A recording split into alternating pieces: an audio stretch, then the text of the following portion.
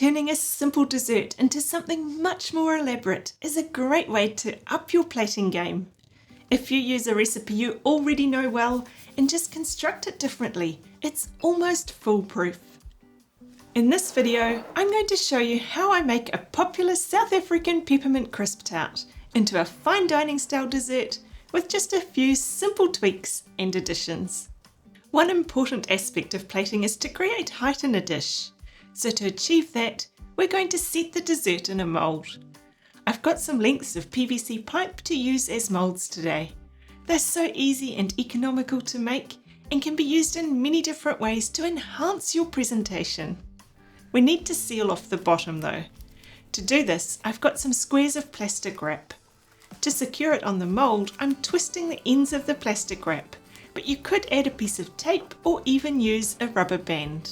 Next, we need to make sure our dessert isn't going to stick to the tube. So I find the best thing to do is lightly spray them with an oil-based cooking spray. Then sift in some icing sugar to cover the surface all around. Tip it upside down to get rid of the excess icing sugar. The fine layer of icing sugar allows it to just slide out once it's set.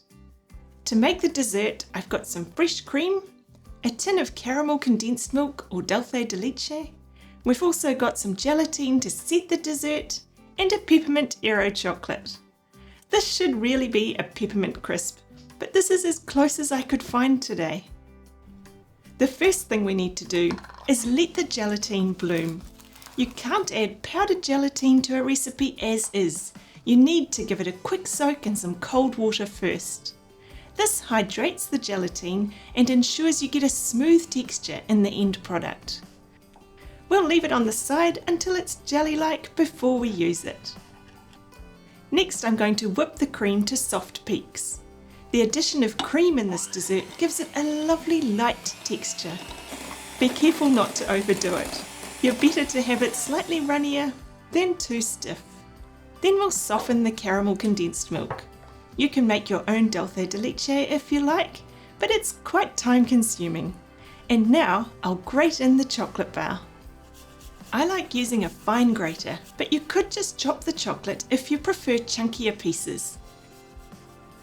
Mix it through and then we're ready to put all of this together. Now that the gelatine has bloomed, I'm going to melt it in the microwave for a few seconds. You don't want to boil or even warm it too much, so just do it for a few seconds at a time until it's runny. Pour it into the caramel and mix it completely through. Now we want to fold the cream into the caramel. Because there's now some warmth in the caramel, we need to temper them together so the cream doesn't melt. To do this, add about a third of the cream into the caramel and mix it through. Then add that back into the cream and gently fold it all in. Tempering slowly combines the different temperatures and reduces the risk of melting or curdling. The easiest way to put this into the prepared moulds is to pipe it in, though feel free to spoon it in if you prefer. If you've watched a few of my other videos, you'll know how much I love using piping bags. They help to keep it tidy without any drips and give a nice smooth top surface, which of course helps with the overall presentation. Give it a little shake or a light tap on the bench to get rid of any air bubbles or air pockets, and then pop it into the fridge to set for a few hours. When you're making a plated dessert, it's good to add a component that brings texture or crunch to the dish. For this today, I'm going to make a sesame tuile. This will add the crunch we're looking for and elevate this dessert. In my mind, I'm picturing our cylindrical peppermint dessert with a nice crunchy tuile angled on top, giving it some more height and intrigue. To make multiple tuiles all the same shape and size, it's best to use a mould. I think this teardrop shape should look complementary. The sesame tuile paste and the process of making and moulding these needs a whole video to itself, so if you want to see how to make them, here's the link. Here are the teardrop shaped tuiles fresh out of the oven. I'm going to shape these a little over an egg carton. It only takes a few seconds for them to harden and be ready to use. Usually, a peppermint crisp tart also has a biscuit base, so let's prepare that now. I've got some biscuit crumbs here. There are a few fine and a few coarser crumbs in there. Here's some butter to melt, and I've also got some cocoa powder. Let's melt the butter. Then we can mix all these together until they're completely combined. By the way, I put the full recipes for my videos in my newsletters. Make sure you sign up so you don't miss out. There's a link in the description below. Rather than making a firm biscuit base, today I'm going to use a loose crumb to add a decorative touch. Another thing you need to consider when designing a plated dessert is the sauce component. So I thought a chocolate sauce would be the perfect addition since there's chocolate in our dessert. I also think the dark chocolate colour will add a great contrast to the paler caramel colour. Then we need to microwave it for a few seconds to melt it.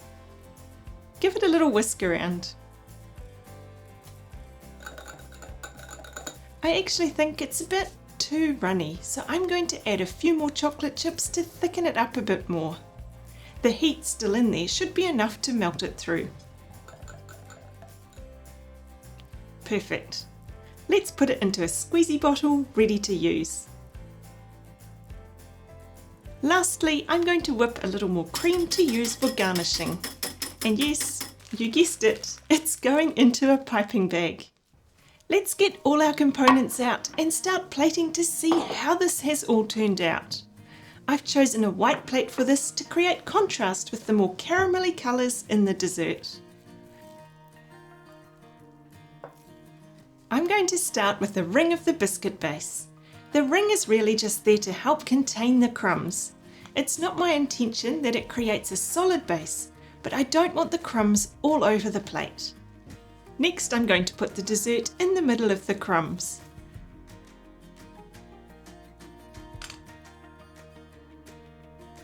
Look how easily that slides out of the mould. It looks great, doesn't it?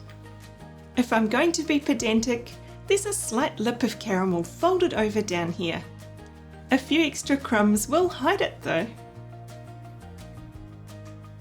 I think a few drops of chocolate sauce running down the side of the dessert will look good, and the squeezy bottle will make it very easy to achieve. Just follow the contour of the dessert and push a little extra chocolate through to create the drip. You don't want the sauce to be too runny for this though, otherwise it will drip right to the bottom.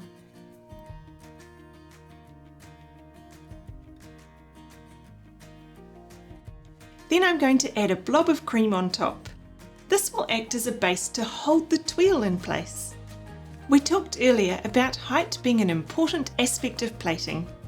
Look at the height created with the addition of a tuile. And the final touch is the mint garnish.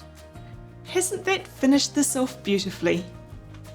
Look how a little tweaking of a basic recipe has taken this dessert to a whole new level. If you want to see how to make the sesame tuile and another great way to plate this same dessert, head on over to this video here. See you over there.